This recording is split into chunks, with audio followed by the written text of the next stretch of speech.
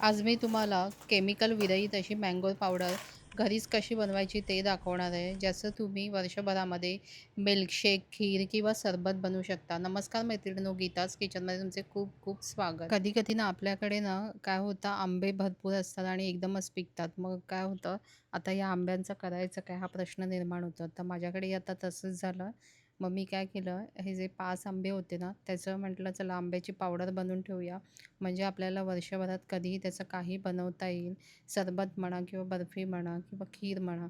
तर आता मी ना हे जे हा जो आंब्याचा गर आहे ना, तो असा काढून घेणार आहे. म्हणजे चमच्याने तो काढायचा, म्हणजे पूर्ण असा तो गर निघतो आणि आपला आंबा फुकट जात नाही. तर आता माझा जो आंबा आहे ना, हे हे जे आंबे आहेत ते केसर आपूस म्हणून आंब्याची जात आहे. तर तो तो त्या प्रकारचा आहे, त्यामुळे तो आपूस आंब्यासारखा गर दिसतो आहे. आता मी हे सगळ्या आंब्याचा गर काढून घेतला आणि एका मिक्सरमध्ये घालून त्याची स्मूथ अशी पेस्ट तयार करून घेणार आणि त्यानंतर त्याच्यात साखर मिक्स करून आपल्याला ती सुकवून घ्यायची आहे. आता ही आधी मिक्सरला लावून घेते. आता इथे माझी ही पेस्ट तयार झाली आहे. तर मी काय करणार, आता ही पेस्ट किती झाली म्हणजे तर ती मोजून बघूया. तर ह्या 1 वाटी आहे आणि त्याच्यानंतर अजून एक जवळ माझं हा जो आंब्याचा गर आहे तो 2 वाटी गर आहे. आता जर 2 वाटी गर असेल तर ह्याच्यासाठी ना 1 वाटी आपल्याला साखर घालायची आहे. म्हणजे तो व्यवस्थित त्याला घट्टपणा येतो.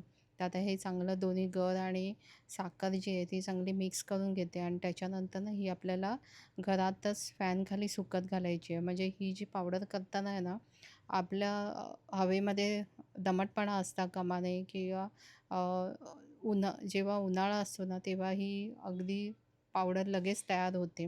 तर ही जी पावडर थाळ्यामध्ये घालून मी एक मोठ्या थाळ्यामध्ये घातली आणि ती पसरट घातली, ज्यामुळे ती लवकर सुकेल आणि ती फॅनखाली सुकत घातली. जवळ-जवळ 2 म्हणजे 24 तास झाले आणि ती बघा आता वरून सुकली आहे, पण ती थोडी आतून ओलीच आहे.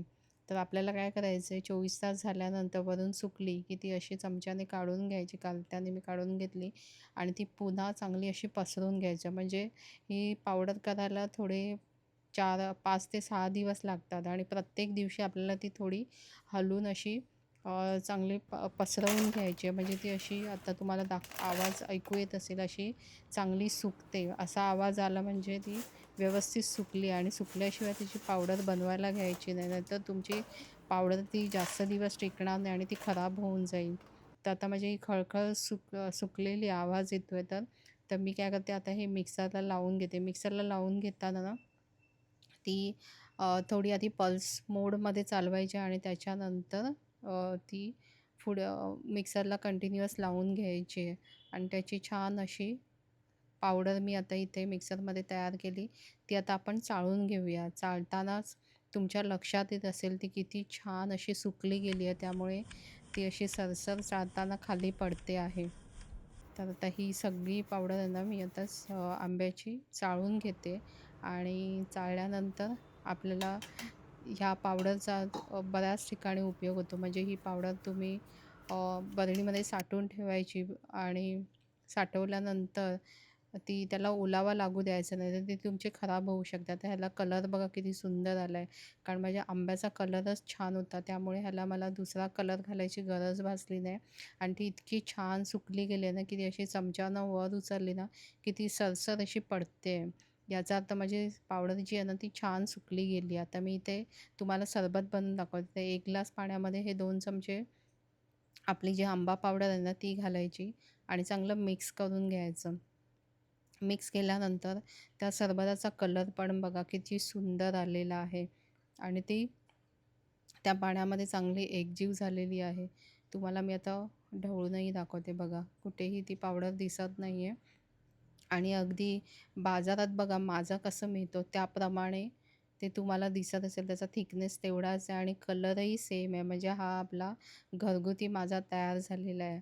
आता ही जी पावडर आहे ना, तुम्हाला जर फ्रुटीसारखी हवी असेल तर ह्याच्यात थोडंसं लिंबू घाला किंवा तुमचे आंबे जे आंबट गोड घ्या किंवा एखादी कैरी घाला, म्हणजे त्याला फ्रुटीसारखी चव येईल. आता ह्याच्यामध्ये थोडासा थंडपणा येण्यासाठी मी बर्फ घातले आहे आणि ही जी पावडर आहे ना, ती आपल्याला एखाद्या कोरड्या बरणीमध्ये किंवा मी आता इथे प्लास्टिकची बरणी घेतली आणि त्याच्यामध्ये ही चांगली स्वच्छ करून भरून ठेवायची. ह्याला अजिबात ओलावा लागता कामा नये. जेव्हा जेव्हा आपण वापरायला काढणार तेव्हा तेव्हा ती अगदी ओलावा न लागू देता काढायची आहे. तरच तुमची पावडर आहे ना खूप दिवस टिकेल, नाही तर ती लवकर खराब होईल. आता ह्याच्यापासून ना मी तुम्हाला मिल्कशेक तयार करून दाखवते. तर इथे मी आता रूम टेम्परेचरचं दूध घेतलं आहे. तुम्ही थंड दूध घ्या. मिल्कशेक्स आहे ते थंड दुधाचं खूप छान लागतं. तर त्याच्यामध्ये 2 चमचे मी ही पावडर घातली आणि मिक्सरला लावून घेते. सुरुवातीला मी 2 चमचे घातली कारण याच्यामध्ये साखर आहे आणि साखर जास्त होऊ नये याच्यासाठी. पण मला थोडीशी कमी वाटते आहे, तर म्हणून मी अजून 1 चमचा घालते आणि पुन्हा एकदा मिक्सरला लावून घेते. आता तुम्ही ह्याच्यामध्ये या मिल्कशेकमध्ये आईस्क्रीम घाला किंवा ह्याच्यामध्ये आंब्याचे तुकडे घाला. म्हणजे तुम्ही तुम्ही जसं कराल तसं हे करून ही पावडरचा उपयोग करू शकता. ह्याच्या आंब्याची खीरही बनवू शकता. त्याच्यानंतर तुम्ही ते बर्फी तयार करण्यासाठी वापरू शकता. तर अशा प्रकारे तुम्ही ही पावडर करून बघा. तुमचेही आंबे फुकट जात असतील तर.